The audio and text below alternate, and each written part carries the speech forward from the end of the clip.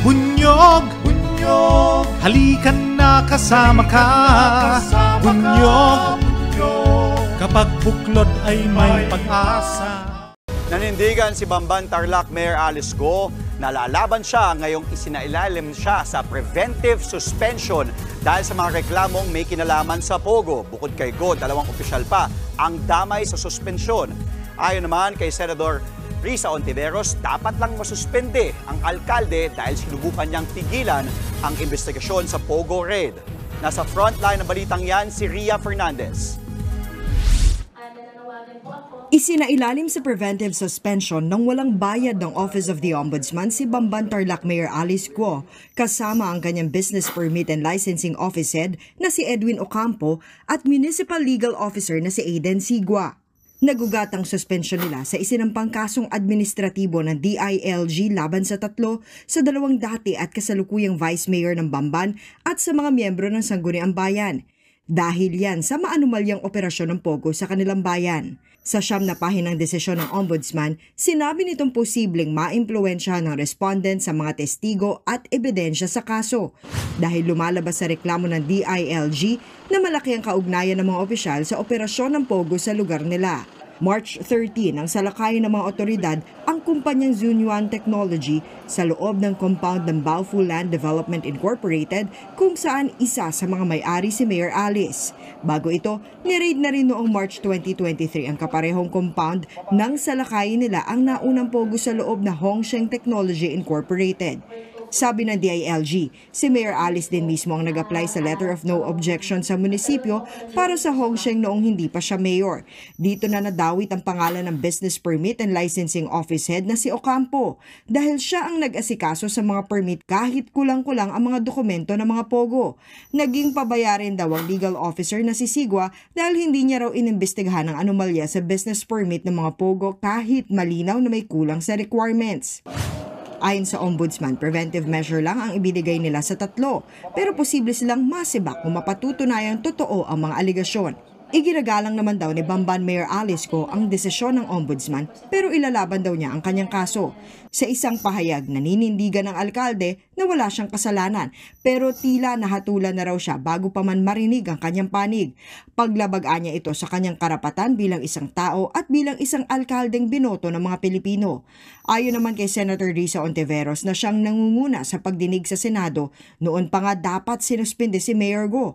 May impormasyon daw ang senadora na tinangka umano ni Go na pigilan ang investigasyon noong ni-raid ang Pogo Hub sa Bamban. Dagdag pa ni Hontiveros, walang dudang konektado sa Pogo ang alkalde. Dokumentado raw ito kahit pa ilang beses siyang magsinungaling at kahit pa ilang beses niyang sabihing hindi niya maalala. Nagbabalita mula sa Frontline, Ria Fernandez, News 5. Handa nga po ang kampo ni Mayor Alice Go na palagaan ang preventive suspension na ipinataw sa alkalde. At kaugnay niyan, makakausap natin ang kanyang legal counsel na si Attorney Stephen David. Magandang umaga po, Attorney David. Ay, magandang umaga, Ruth.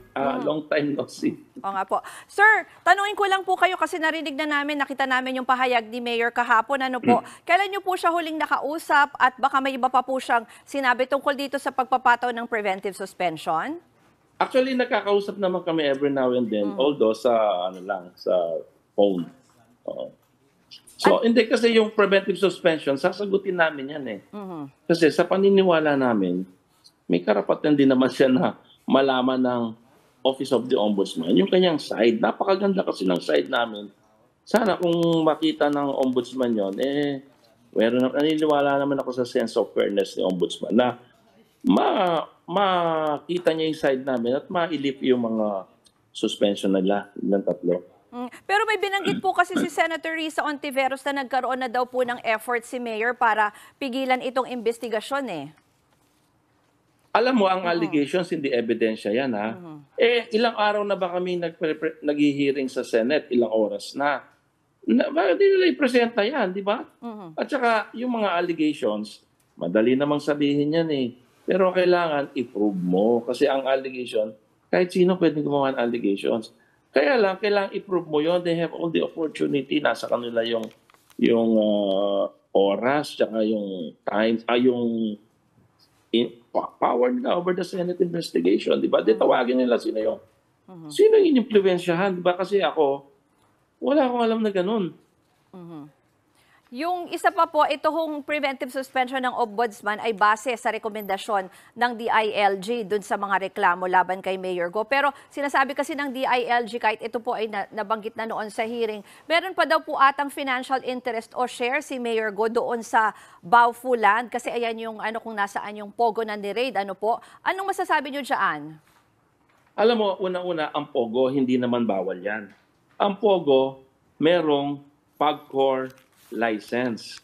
Licensee yung dalawang pogo dyan, yung PAGCOR. In fact, meron silang 24-hour monitoring platform dyan para sa audit platform nila. Meron silang monitoring personnel dyan para ma-supervise yung legal operation ng PAGCOR. Ngayon, as to the fact na yung lote, isa lang yung tatlong floors lang yung pogo na yan, doon sa napakalaking compound na yan, hindi ko alam kung ilang, sabi nila kasi nasa 40 hanggang 30 hanggang 40 structures yan. Tatlong floors lang yun eh.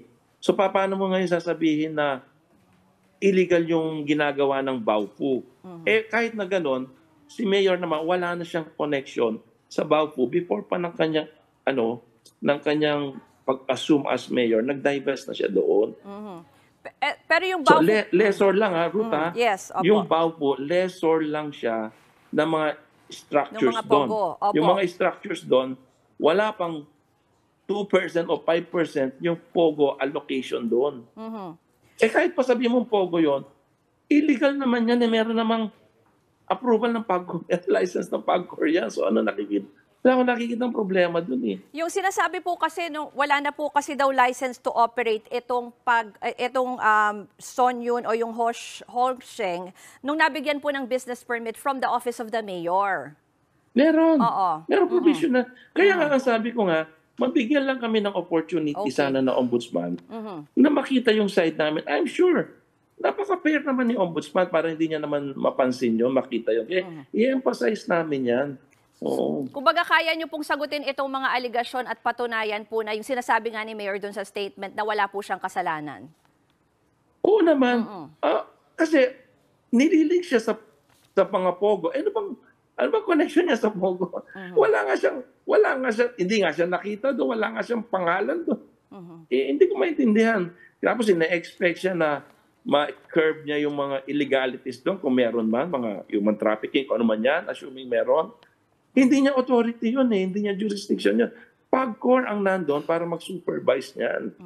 Kung merong trigger, may magsabi sa kanya na may illegal activities doon, then that's the time magpapaimbestiga siya. Attorney, isa pa po, may sinabi rin itong Presidential Anti-Organized Crime Commission na sasampahan daw may planong sampahan ng tax evasion case si Mayor Go. Pati po itong Office of the Solicitor General ay pinag-aaralan din yung ilang dokumento sa posible ring iba pang reklamo. Ano pong reaksyon nyo dyan sa mga kaliwat ka ng investigasyon, Attorney? Alam mo, yung tax evasion, kailangan na din mapasagutin ka dyan, di ba? Magkakaroon ka pa ng assessment dyan, meron ka bang ginawang illegal dyan. Ang trabaho kasi ng government is to collect taxes. Hindi para mag-file. Yung pagpa-file ng mga criminal cases, last resort na yan. Kung hindi ka magbabayad ng tamang buwis. Una-una, magkano ba dapat niyang bayaran? I-assess muna siya. Paano kung bayaran niya yun? Paano kung papile ng tax evasion yun? Hindi nga evasion Wala nga evasion Kaya nga meron tayong due process dyan. Merong letter of authority, may itong notice of discrepancy. Marami pang proseso yan. Hindi ka basta-basta nagpa-file ng tax evasion case sa isang taxpayer. Otherwise, walang matitirang negosyante kundi lahat sila may kaso dahil lahat yan merong assessment notice ka muna bago ka. Yung pinapailan lang nila ng tax evasion, yung matitigas ang ulo na ayaw magbayad pagkatapos mong in-assess, binigyan ng formal demand to pay, doon ka palang magpa-file ng case. Okay. Wala pa nga kaming, wala pa nga sa step 1 yan Okay. LOA pa lang natatanggap namin, letter of authority. So, bibigyan pa kami ngayon ng opportunity to answer. Okay.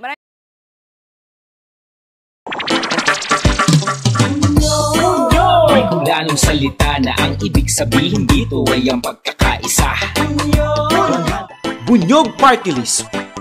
halika na, Bunyog Party List ka na. Halika na, Bunyog Party List ka na. Sa susunod, ang atinang suportahan, Bunyog Party List, nagtataguyod ng katotohanan, lumalaban para sa bayan. Bunyog, bunyog, halika na kasama ka. Bunyog, kapag buklod ay may pag-asa. Luzon, Visayas, Mindanao, isa ang pananaw. Sa bagong Pilipinas ang bunyog isisigaw.